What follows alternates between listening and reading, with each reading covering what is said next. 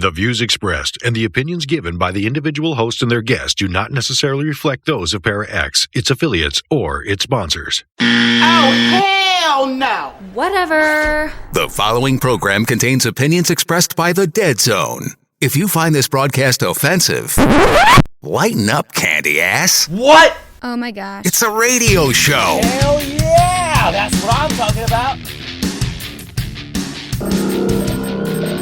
Power up request received. Initiating systems. Powering up transmitters. Welcome to the Dead Zone. Wait a minute. Kill this.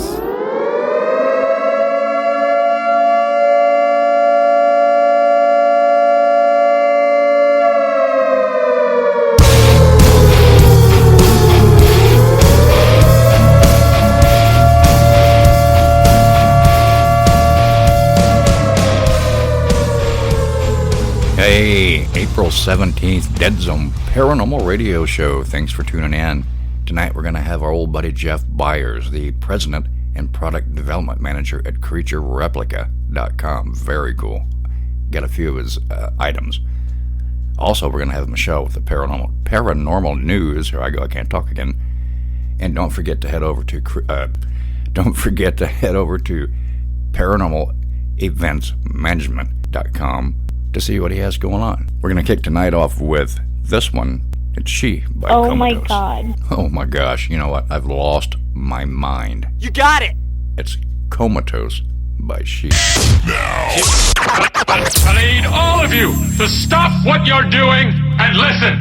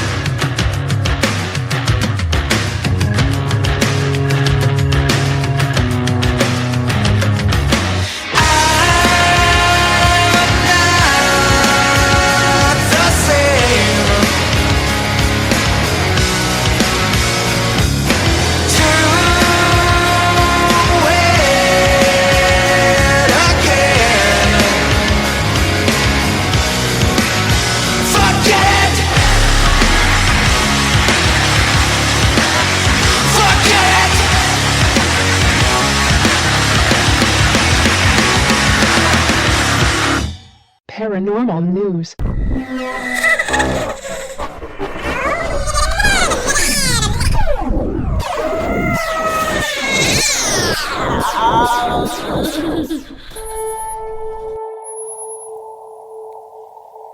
Coast to Coast AM article, former director of national intelligence hints at revelatory UFO report.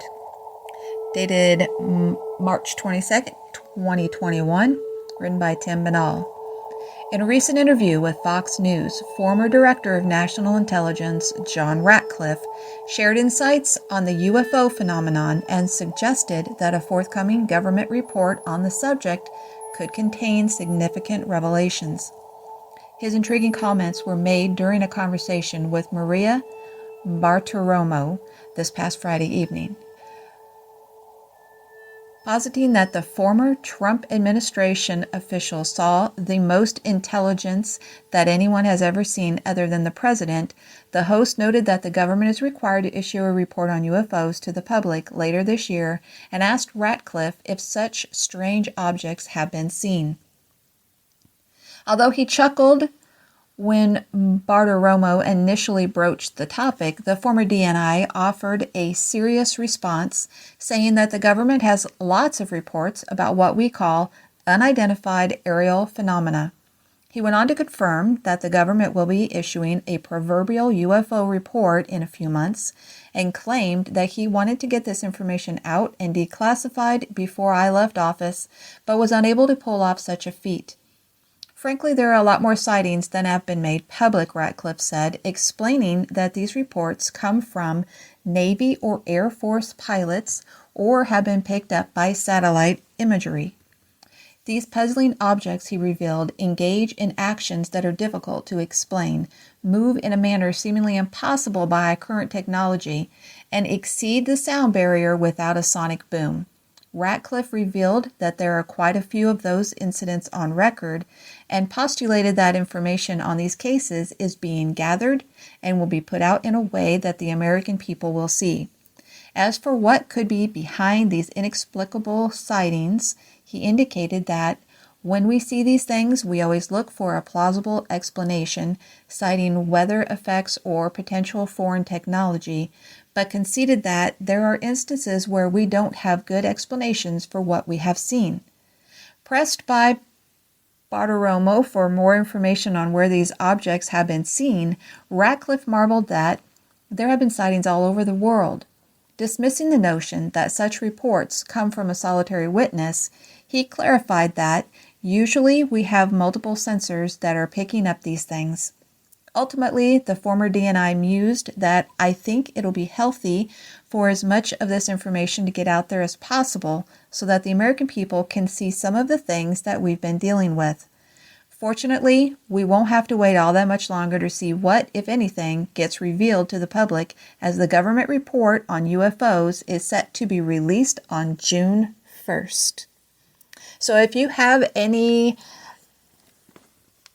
proof of UFOs, any proof of UFOs, whether you have pictures, videos, you have a story that you'd like to share, email me at michelle.deadzone@gmail.com. That's michelle.deadzone@gmail.com. The worms crawl in, the worms crawl out, they crawl all over your dirty snout, your chest. My name is David Walton.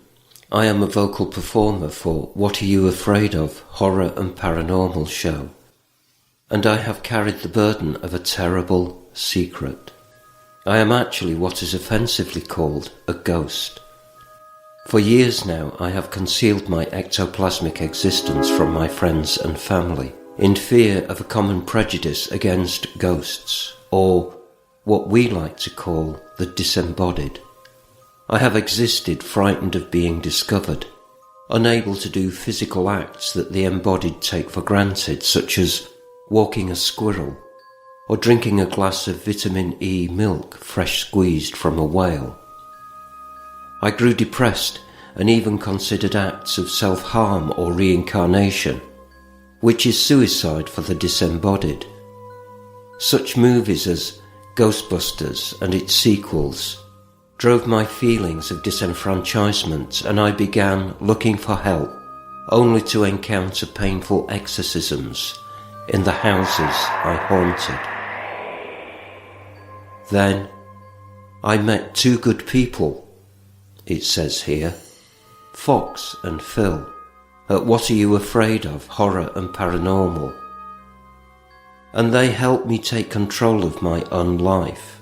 Now, it is my choice whether I wish to make phantom bounds in the night, appear at the foot of your bed in darkness, or make your walls bleed. If you are a disembodied person like I am, and you're living a lie, What Are You Afraid Of? Can help you too. They are on at 9 p.m. on Friday nights at Para X Radio, leaving plenty of time for midnight haunting activities, and can be found on all major podcast services. Listen to their paranormal stories, interviews, humorous sketches and horror fiction to know that you are not alone. And if you are a member of the embodied, don't forget, you are only a single heart attack or tumour away from becoming one of us. This is David Walton. See you on the other side. Or as I call it, this side. And that is the end of a perfect day.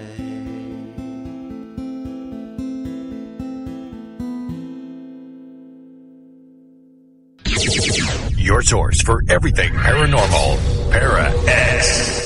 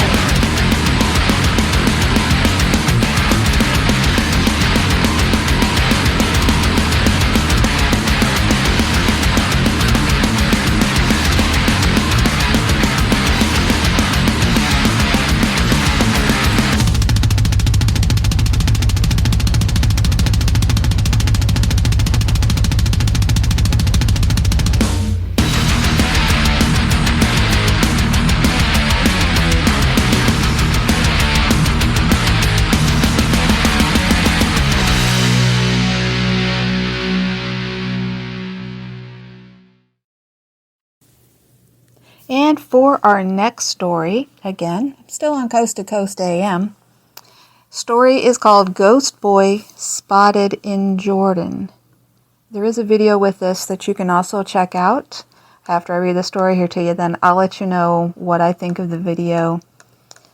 An eerie video filmed by an urban explorer in Jordan appears to show a young boy lurking in an abandoned building, and some viewers suspect that the out-of-place figure is a ghost. The spooky footage was reportedly captured last month by Jordanian YouTube personality Hassan Barbar, who has created an array of videos wherein he visits shuttered sites in the hopes of encountering ghosts or documenting paranormal activity. In this particular instance, which saw the man investigating a building that appears to be unfinished, it would seem that his search for spirits was successful. In the video, which was already rather spooky due to the darkness and its derelict nature of the site, Barbar roams around the building with a flashlight.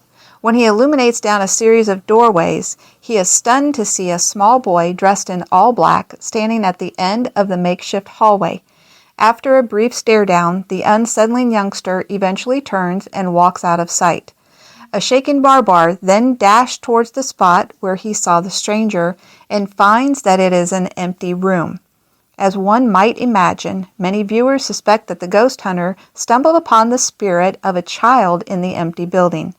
Unfortunately, due to the language barrier, it's difficult to get Barbar's precise thoughts on the experience, though the Arabic caption to his video reads, "The child of the jinn threatened me that he would complain about my appearance," which would appear to indicate that the ghost hunter believes that he encountered a supernatural being.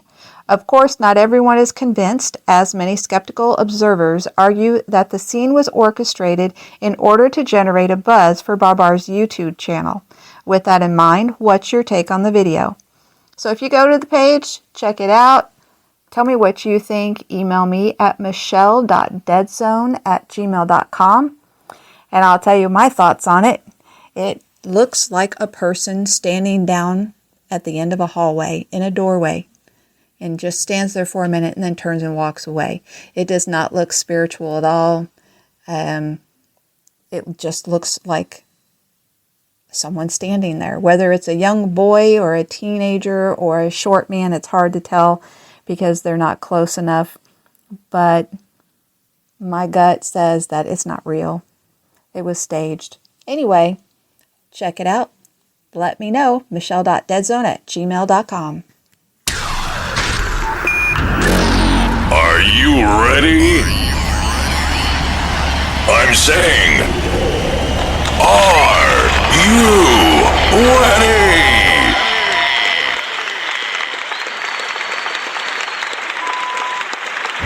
If all radio stations in town were palm trees, we'd be the one with the biggest coconuts.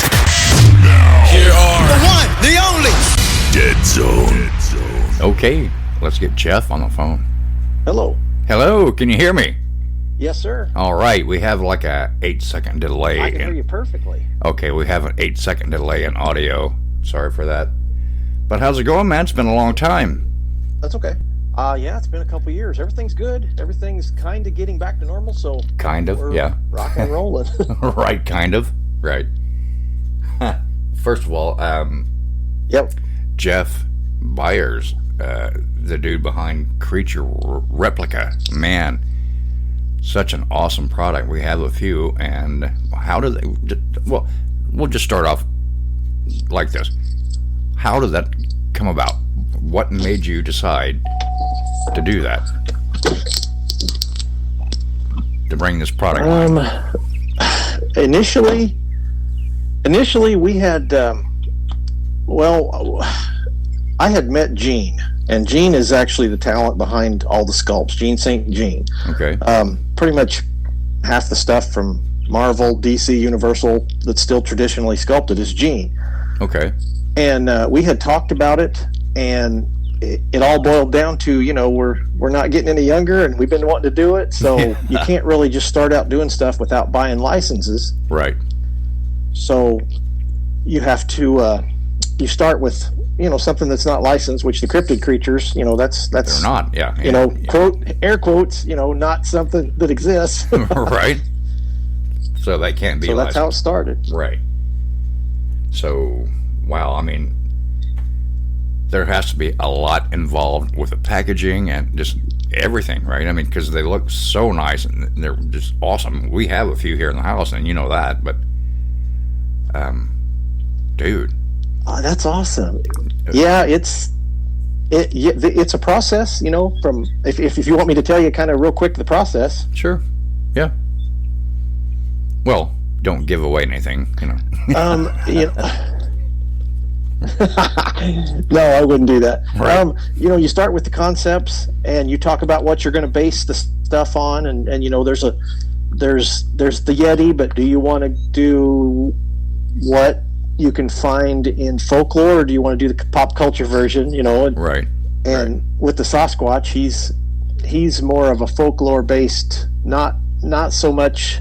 Everybody does a scary monster, right. and that's kind of my belief that maybe that might exist somewhere, but in our definition, it's not. It's more the calm. But once you get your designs down, you start doing the sculpts, and once you get what you like and you get your paint right, they get sent to the factory, and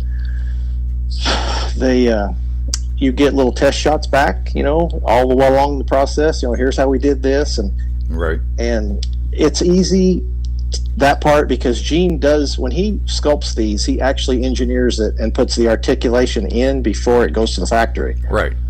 So it's a working prototype. Right. And then the packaging, that's the fun part, because you just, I got to kind of sit down and once we get our thing, and Gene kind of ramrods the whole thing. Well, he does. Right. But I got to play with the package designs and stuff, and we worked it out between us, and that was the fun part for me. The extrusion and design of the packaging, and yeah, that's cool. Very cool. No, I can't remember. Yep. I can't remember if you have a Mothman in your collection. Do you? We have the statue. Gene does the statue. The Mothman. Okay. I'm not breaking any rules by telling you there is a Mothman. There's a prototype. There's a toy prototype there. It's just the timing of when that gets produced. Okay. All right. I get that. That's cool. Well, cool, man. I mean, and you go, or well, like you're just like the rest of us. We can't do anything for the past few years, but you can take your products and like you have in the past, like the Point Pleasant and all that kind of thing, and set up so people can come check that out. I mean, it's awesome. Your products are wonderful. I love those things. Like I said, we have a few. One of my favorites is the Wolfman. Or Dogman, sorry. Oh, the Rougarou. The Rougarou, yeah, that's it. Well, the Horror Hound. The Horror Hound is the dog, and the Rougarou is the wolf, and they are actually the most expensive ones to produce because of the articulation and stuff. Right. But yeah, those are awesome. We've had such a good time running around with those. Right. And I know you and I have talked with the Ains boys in the past about maybe doing something with those guys. And I know they're, it's hard to work with, and I don't know if that's went anywhere or what's happened with that, but it is what it is. Right. Yeah, it's pretty much whenever I sit down with people, and I mean, there's a lot of people. I see these awesome like one-off versions of people now on the internet. It's so much going on, but when you sit down and just say, here's what it actually costs to actually do a real run of the same factories that do the toys. It's the same factories. It's a little bit intimidating. Yeah, it's a lot of money. I agree. But anything awesome is. Yeah, I mean, yeah, you know, if it's free, it's, beware, right? If it's easy, it's, I wouldn't put any stock in it at all. But, yeah, man. Well, cool. Now, I do know, and Michelle said that you had said something to me about ghost hunting that you do, and you wanted to bring that up. So I didn't know that myself. I just thought you were into making these figures. I didn't know that you were an investigator yourself. And I'm sorry, I can't talk. Investigator yourself.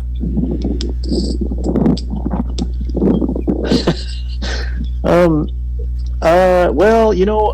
that's not by choice. There's some, you just find yourself because of the toys, with being in the forest and making discoveries and just seeing some awesome stuff. I found myself in a position to be in a couple places, and I kind of learned the stuff that I'm able to sense or that I'm able to do. I don't really want to go looking for anything. I'm, as an appraiser, of real estate for my normal, part of my life, what I do for a living. I find myself in houses and stuff, and didn't know that either. I tend to get attachments and stuff, and I didn't know that either. Yeah, Michelle's a real estate agent too. I didn't know that. Cool. I knew that. Yeah, I knew that. That's awesome. Yeah. There's probably a million conversations I could have with her. Oh yeah. Oh, I bet. Yeah, no kidding. Anyway, I'm sorry. I didn't mean to interrupt. I'm sorry. Go ahead. Oh no, I apologize if I'm walking on you. I'm only getting about every other word you say. Oh, okay. I'll get right up on the mic. I can hear it like you're outside or something. There's like wind and a lot of background noise.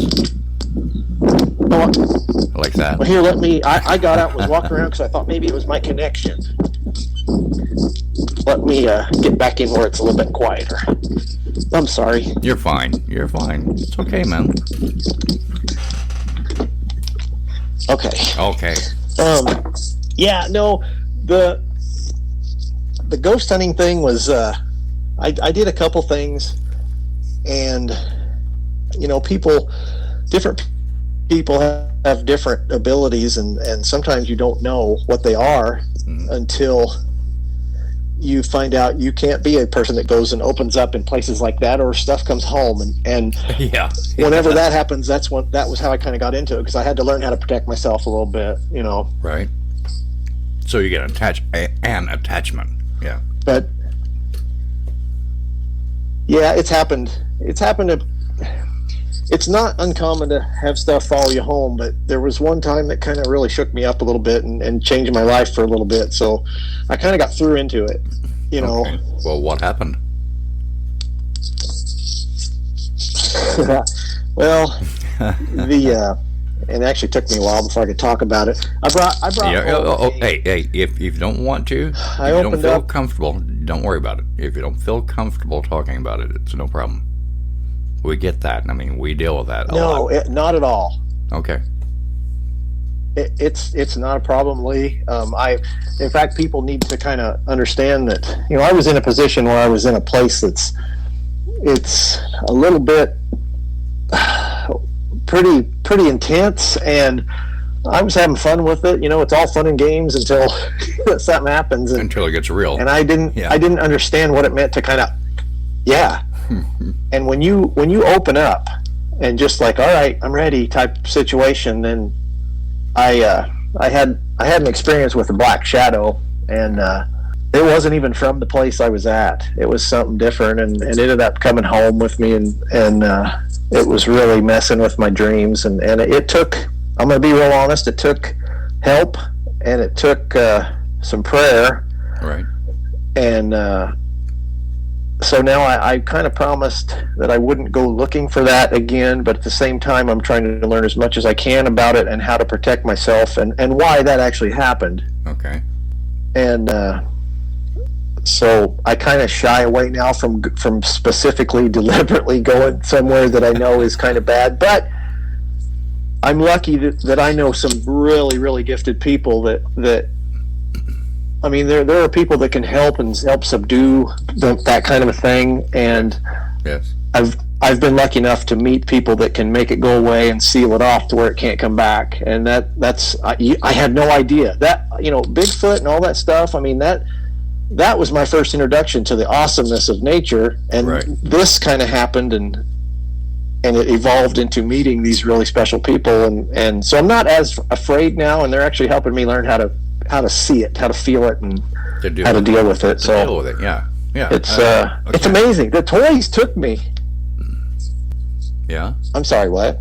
I was agreeing with you. That's all. I was just going to say, can you elaborate on that particular circumstance? Were you in a house somewhere? Did you pick up an item, maybe, and the attachment came with you because of that, or what happened? Do you know? With the shadow? Yeah, with the attachment in your dreams. That particular case, I got, without telling you where it was, I was at a place with some people that had some connections, and it had recently, it was locked off, and it recently had some damage. A couple of the floors of the main building fell down, so these jail cells that weren't accessed for many years, like 30 years or something, was accessible, and I got the bright idea that it would be fun, and which it was at the time. It was super exciting. I'm sure. And literally, you're walking down these cells, and there are voices and heckles, and it's alive, and I was just enthralled with this. I was like, this is great, right? And before we left, there was a place that I wanted to. There was a metal spiral staircase that led up. I think it was to a gun tower or something. I don't know. Okay. And I wanted to be there, and a couple interesting things happened there. And before I left, I wanted to go back there. Right. And I did go back there, and that's when I was like, all right, we're getting ready to leave, so I'm ready if something's gonna, why do I want to be here? And then the black shadow came toward me and walked past me, and so you opened, and at that moment in time, you said, I'm and ready. At that moment in time, I was like, all right, this is and then it first came back to me later that same week in my dreams, and it was horridly keeping me from my kids, and I mean it was bad. And then I'll just jump to the end. And then the last time it was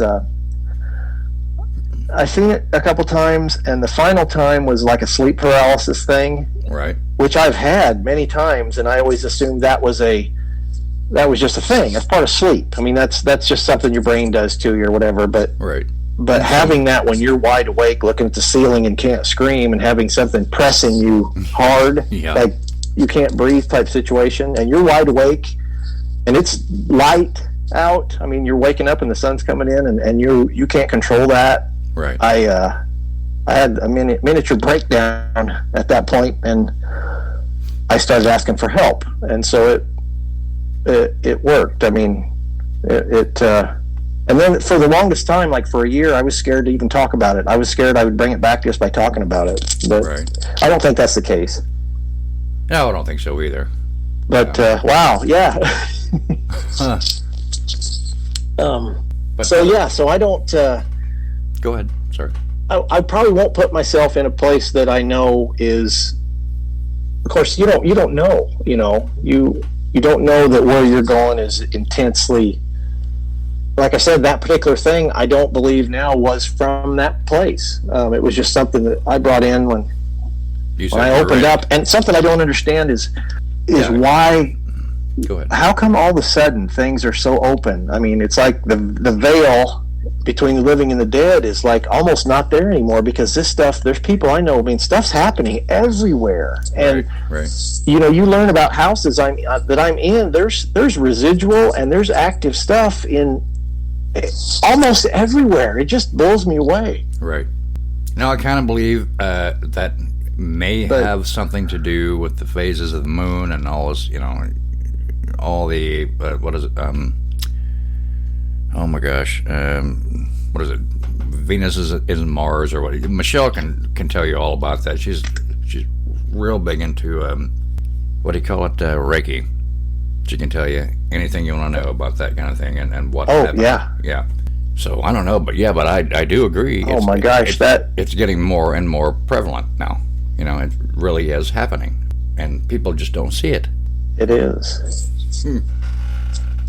No, well, you have to kind of be awake to it, you know, and I will just admit right now that I wasn't. The first time I went to the woods with my buddies, the Ohio Night Stalkers, I'd had experiences, but I had never spent a night, you know, quiet in the dark in a very active place ever. And I went just because I wanted to do this. I wanted to see what this was all about. Right. And that was one of the life-changing moments that particular night. And so once you're awake to one thing like that, all of a sudden it's like somebody smacks you. You're aware, right. and you want to know more. And once you're like woke up, it's nuts. Right. That's one thing she always gets on me about, and what might make it good for our team, for RIP, because I am a hardcore skeptic. You got to prove it to me. I have to see it with my own eyes, right? But she, on the other hand, is the exact opposite, right? And we kind of complement each other in a certain way when we do an investigation, whether it be commercial or residential or whatever. It kind of helps, you know? Oh, it'd be perfect. The perfect setup. Right. But anyway, yeah. And now, hopefully, that the pandemic is almost over, knock on wood, we'll get to go back to doing what we love, right? I'm sorry, that cut out just a little bit there. Back to what? Back to doing what we love, what we like, paranormal investigations and helping out people that need help and doing what we can. And we don't charge a dime. Haven't for years and never will. That's awesome, and it is, and that it's a needed thing. I mean, I babble. I'm sorry. Fine. So do I. That's why this show why people pre-recorded. Right.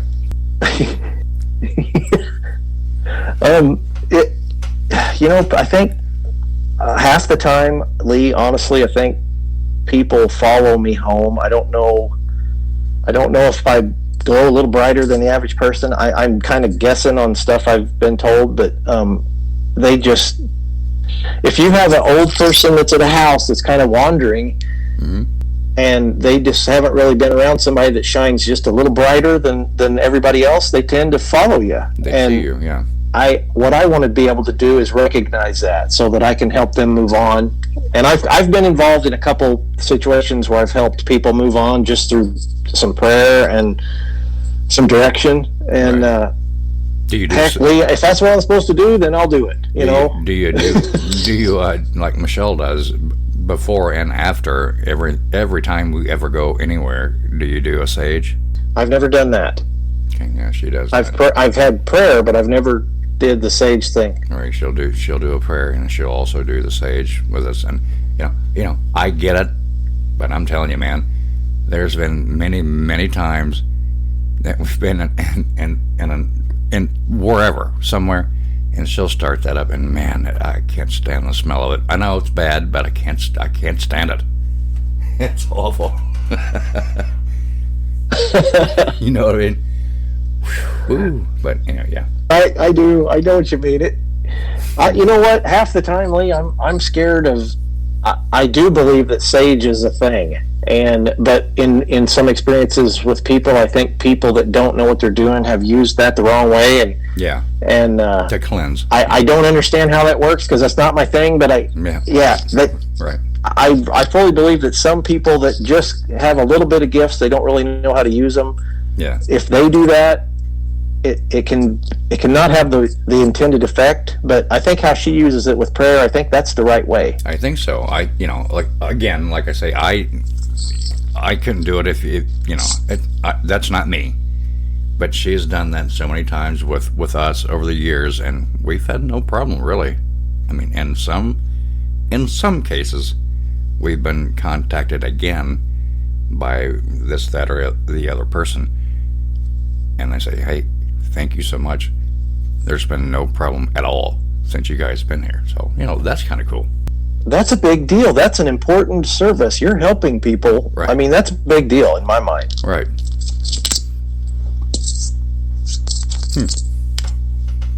Okay. But it's kind of hard to people.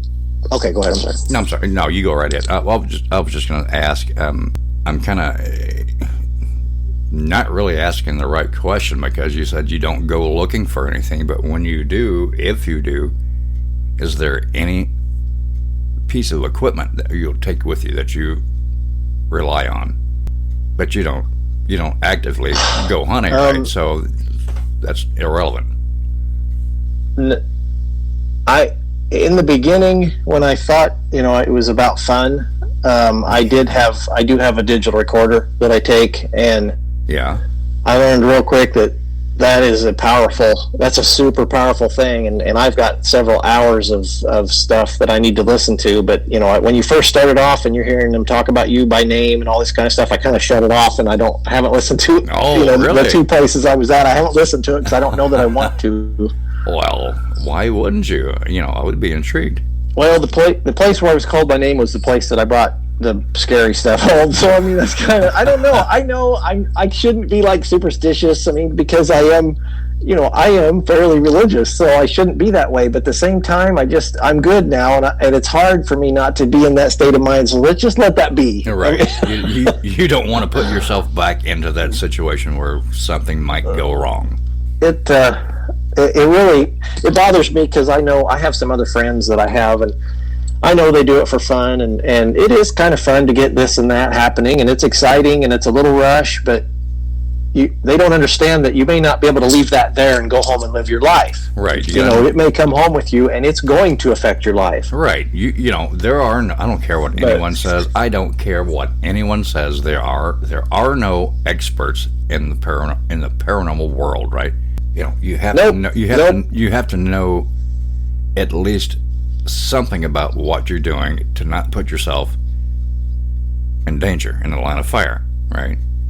But a lot of people don't. A lot of people watch TV shows and they want to go out and, like you said, have fun and play around, and that's where the trouble starts. I agree 100%. Oh well. But you can't really tell people that they're going to do what they want to do, and a lot of times it is fun, but.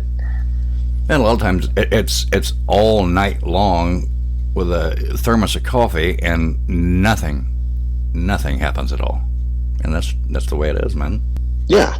I see that happening, and I sometimes I think you kind of, it's good that it's that way, but if for some reason you bring somebody with you that maybe is just a little bit gifted or a little bit, yeah, whatever, that can really kickstart something. And right. I think you guys are probably kind of like that. It's you're going to draw some attention. Right. I mean, well, as saying that, Michelle and I, right, she uses a K2 meter. You know what that is, right? She can hold that. Yeah. She can hold that and talk and get immediate responses with no cell phone or pocket, nothing like that. Nothing around her that would affect that, and get intelligent responses, right? Hand it to me, and I ask the same questions, and I get nothing, You know what I mean? At the same time, right together, standing right together, and they're like, I'm not talking to you. Okay, whatever. Oh my gosh, that's why you guys are perfect. I mean, right. you got to prove it to you. You have to basically see it. Right. You touch me. That's happened. I've been touched. I've had my jacket raised and that kind of thing, but I mean, I will go to the wall with something to try to find out what's really going on. It doesn't always happen. I've been stumped many times and just have to say, well, I don't know. And then she takes over and everything's fine. That's perfect setup. I got to tell you a funny story. You just reminded me of something. Okay. I made a phone call. It's been a couple years, but I had in the course of my job, I'm taking pictures. I take 75 pictures all over. I don't use them all in my reports, but I got pictures of everything: crawl space, basements, all kind of stuff. Right. And occasionally I catch a picture of whatever. Right. And when it first happened, the first time it happened, I called the state, and I'm like, what do I do with this? This is a 19-year-old girl with a baby buying this house. And they said, Mr. Beyers, are you prepared to stand in front of a judge and tell everybody exactly what that is? And I said, I don't know what that is, or whatever. And they said, omit the picture and just send the report. Right. And I dwelled on that for a couple days, and ended up I just called the lender, and I said, hey, this happened. I don't care what you think of me. I have this picture. Maybe this girl should be told about it. Right. And right. So the lady was super nice, and she's like, I'll mention it or whatever. And I don't think she did, because nobody asked for the pictures or nothing. But it bothers me, because I'm like, right. I would want to know that. Yeah. Isn't there a law, and state by state, I'm sure, that the condition of the place or whatever's happened there has to be disclosed to the buyer? And there's some states that, if someone was murdered there, it was murdered, if the place is haunted, they can say, no, had no idea. Yeah. Is that not a law? I think I've talked to Michelle about that before. That should be disclosed. I agree 100%. I mean, but there's states that I don't know. People don't care. Yeah, they won't mention it at all. It won't be in the MLS or anything like that. Nope. Nope. And truth be told, knowing now and after kind of waking up to it, I mean, there's every location has history, and like I said, some of the things I believe are a little residual thing that happens that doesn't hurt anybody, and nobody that's not sensitive is ever going to know it. Right. But other places have had bad things happen. Yeah, some active and really bad things. You have to get, yeah. And that stuff needs taken care of. Right. Man, you and Michelle should talk. No kidding.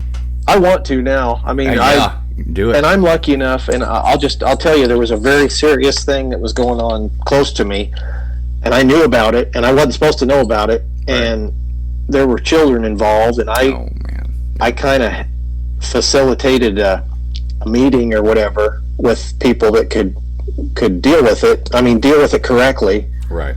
In a good way, and it ended up the people were very receptive and let it kind of be, and I just sometimes some things are none of your business, and some are like, all right, I think the reason I even know what's going on is because I'm supposed to mention something. Right. And it turned out it worked out good. It was a little bit more difficult than what I think that it was supposed to be, but there was bad history at a place, and there was active creepy crawlies there. I mean, you know, right. So it needed attention. Right.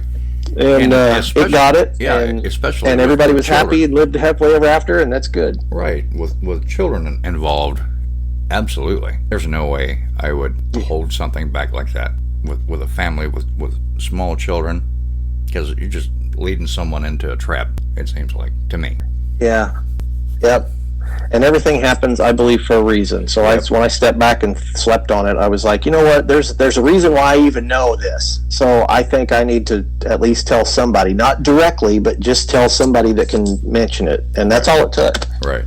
Right. Yeah. You and Michelle. You and Michelle can have a lot of good talks. I'm guaranteed. I mean, there's one I won't talk about right now. There's one particular place in Terre Haute that kept going on the market, and they kept backing out, going on, backing out, going on, backing out, going on, backing out. They found out the reason was this particular home, something really bad had happened there, and evidently no one wants. As soon as they found out, and how they found out, I have no idea, they would retract their offer. So they wanted her to go in and do a cleansing on the place, just for the MLS, so only the agents could see that it had been done, so they could put their clients mind at ease, right? Wow. Yeah, it's weird. It's crazy. But, should be done, I think. Wow. Michelle would get a bang out of what I'm thinking. I think every house should have a home inspection, because there's stuff you don't see. The appraiser, if you're relying on him, he's not going to see that stuff. But every house should be given a once over for good going over anything like that. I mean, because so many places, and it's happening so often now. Yeah, that's true. You guys should. I think you should. We're going to have you. We're going to have you back on. Okay. Even before then, you and Michelle should talk about the real estate business and how it's being handled. I think you guys would have a good time. I don't know. I'm in. I think that'd be a great conversation. It wouldn't be great. Okay, man. We're going to run out of time, and I thank you for coming on, and we will have you back, okay? Oh, it was fun. I kind of needed it as a therapy session. It was great, right?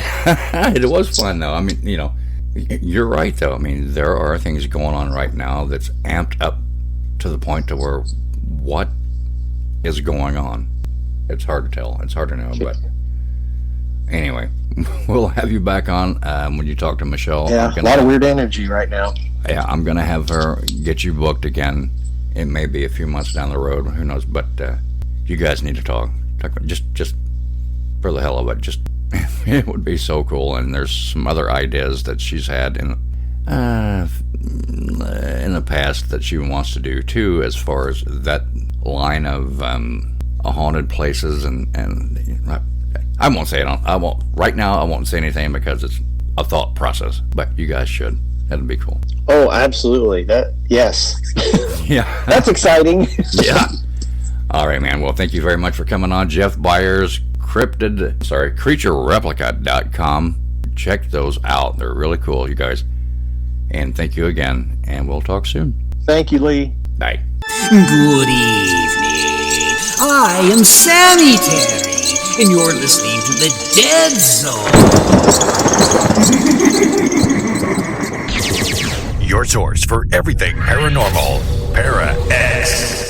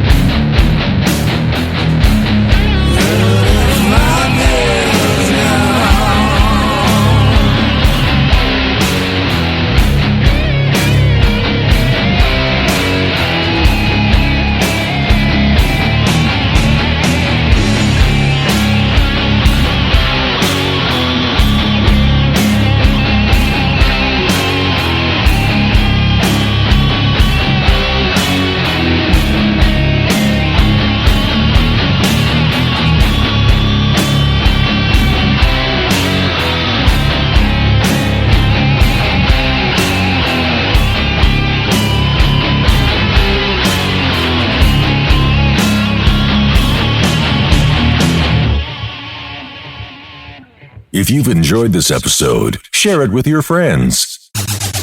This is the Dead Zone Paranormal Radio Show. Thanks for listening.